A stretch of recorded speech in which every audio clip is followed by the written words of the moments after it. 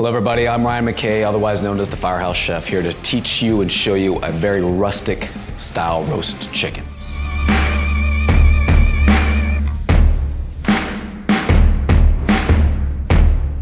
If you were to bust open the door inside of a house that's caught on fire, you have that thermal layering and where it almost forces you down to the ground. We're gonna be doing the same thing with this chicken because the oven is very much the same way. It's hotter up on top than it is in the bottom. So in essence, what we're trying to do is cook the dark meat at the same time as the light meat. And what you'll do is you'll find the spine here at the bottom. You can either start at the neck or at the head, and you grab some big kitchen shears or some trauma shears if you have them.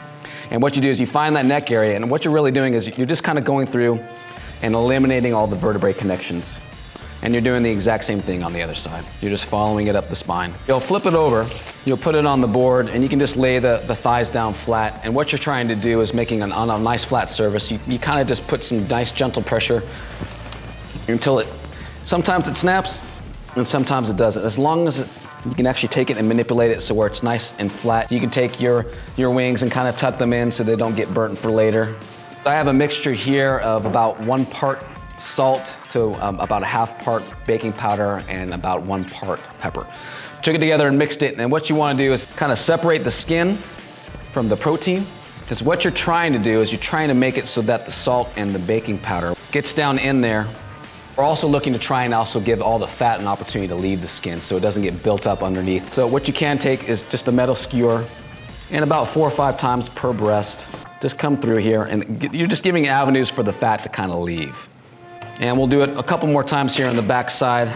Just poke some more holes, allow the fat an opportunity to leave. And while you have it here, you can go ahead and season this as well. All right, so you might be asking what to do after spatchcocking. You can actually just put it in the oven as is, or you can take advantage of all those nice chicken juices and fats and actually put it on a bed of root vegetables. So you finish cutting all these, put it on the bed of your spatchcocked chicken on a cast iron pan, throw it into the oven, and you're good to go.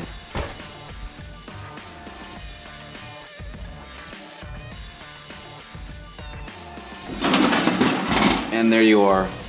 Nice crackling skin. Good colors all the way around. Leave it on the stovetop, nice and dry, nothing on top of it, because you don't want to sacrifice that skin that we put all that hard work into. 15 minutes, we'll come to the cutting board and cut it later. Roast chicken.